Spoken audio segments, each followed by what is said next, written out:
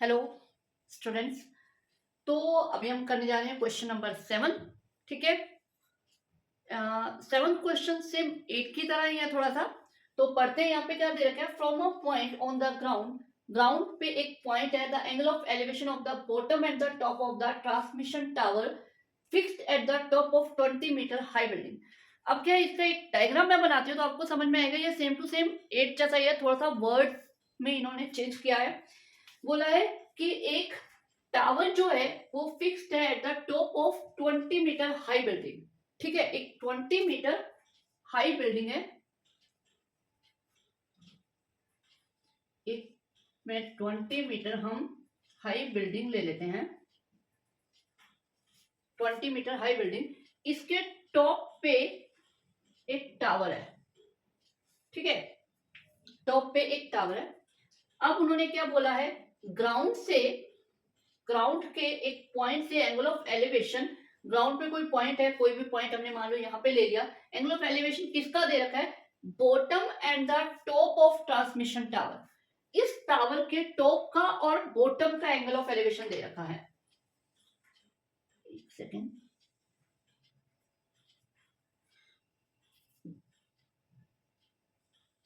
तो इसके टॉप का एंड बॉटम का। अब देखो डायग्राम आप देख के पता चल रहा है उन्होंने क्या कर दिया, बस इस टावर के टॉप और बॉटम लिख दिया। आपके 8th सम में क्या दिया था कि बिल्डिंग का टॉप और मतलब सॉरी बिल्डिंग कह रही हूं मैं, वहां पे आपको पेडिस्टल दे रखा था, पेडिस्टल का टॉप और स्टैचू का टॉप। तो चीज वही है, लेकिन उसको थोड़ा सा वर्ड्स में कैसे चेंज करके दिया है वो चीज है। आपको समझना, अंडरस्टैंड करना और डायग्राम बनाना, दैट्स इट। ठीक है, तो आपको इसके एंगल दे रखे हैं 45 एंड 60। तो ये आ जाएगा 45 डिग्री और ये आ जाएगा 60 डिग्री। देखो कुछ और चीज भी मैं बता रही हूँ। देखो एक तो ये कि जब आपको दो एंगल दे रखे हैं सेम पॉइंट से, आपको दिख रहा है ये छोटा एंगल बन रहा है और ये बड़ा एंगल बन रहा है, यहां से हो सकता है। दूसरी चीज, जब आपको ये रिस्पेक्टिवली दे रखा होता है तो इसमें जो चीज पहले आती है उसका जो आंसर होता है वो पहले होता है। तो अब यहाँ पे एंगल दे रखा है, इसमें पहले आपको बॉटम लिखा हुआ है और बाद में टॉप लिखा हुआ है। तो बॉटम का एंगल पहले आएगा और टॉप का एंगल बाद में आएगा। ये भी एक पहचानने का तरीका है। तो आप जैसे मर्जी देख सकते हो। ये सिर्फ मैं आपको इसलिए बता रही हूँ कि आप और भी वर्ड्स प्रॉब्लम आती हैं, चेंज करके भी आ सकते हैं वैल्यूज थोड़ी सी, तो आपको पहचानना कैसे। ठीक है, तो ये हो गया। अब हम इसमें क्या करते हैं, इस पॉइंट को हम ए ले लेते हैं। वैसे ए बी से थोड़ा बोर हो गए हैं तो अब हम पी क्यू लेते हैं। पी ले लेते हैं, इसे हम क्यू ले लेते हैं, इसे आर ले लेते हैं और इसे एस ले लेते हैं। ओके, तो हमारे पास, तो ये हमने इंफॉर्मेशन ले ली है। ठीक है, हमने ये डायग्राम से basis height of building R S Q R is equal to 20 metre, height of tower R S is equal to H metre, distance between foot of building and point on the ground equal to y meter। ठीक है, angle of elevation bottom of the tower is equal to this and angle of elevation top of the tower. ठीक है, ये ले लिया। इसके बाद वही हमें करना है जो कि हम हर सम में करते आए हैं, वही हम ट्राइंगल लेंगे। पंडित बद्री प्रसाद हर हर बोले सोना चांदी तोले।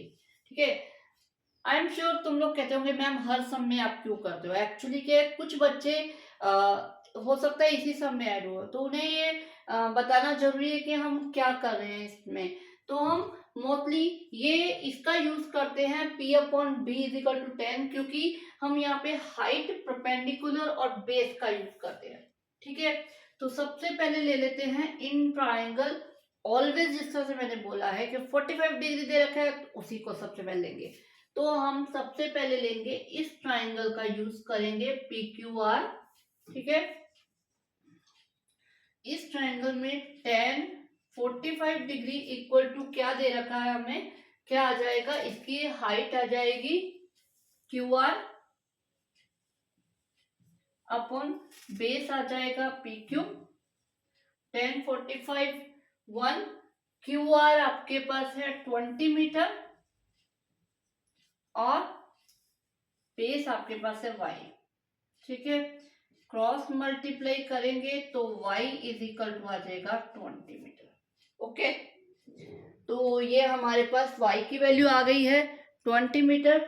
अब हम इसे सेकेंड ट्रायंगल में एज इट इज यूज कर लेंगे इन ट्रायंगल अब हम लेंगे ये बड़ा ट्रायंगल,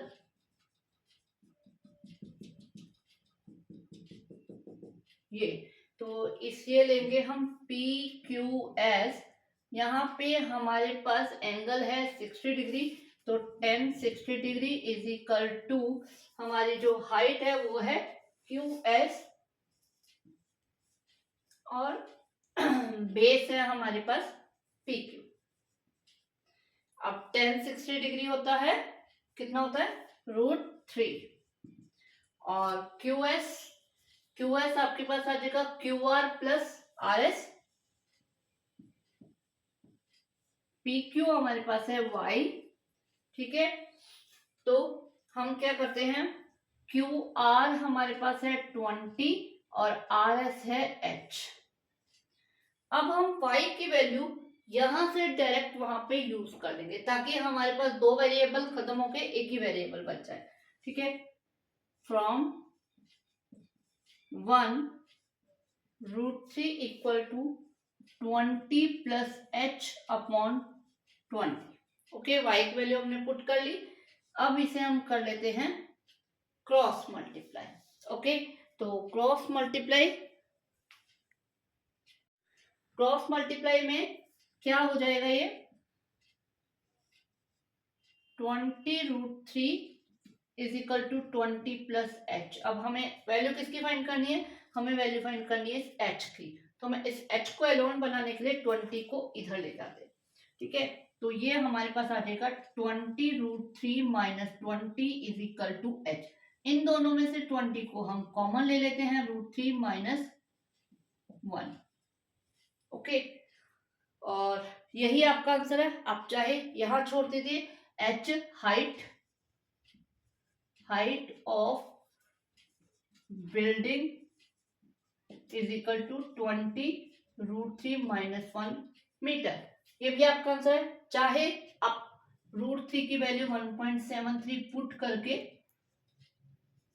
ये भी आप कर सकते हो, 20 इंटू 0.73, ये मल्टीप्लाई करके भी आपकी उसकी हाइट आ जाएगी, ठीक है। वैसे अगर आप यहाँ पे छोड़ दोगे तो भी आंसर आपका गलत नहीं है। ओके।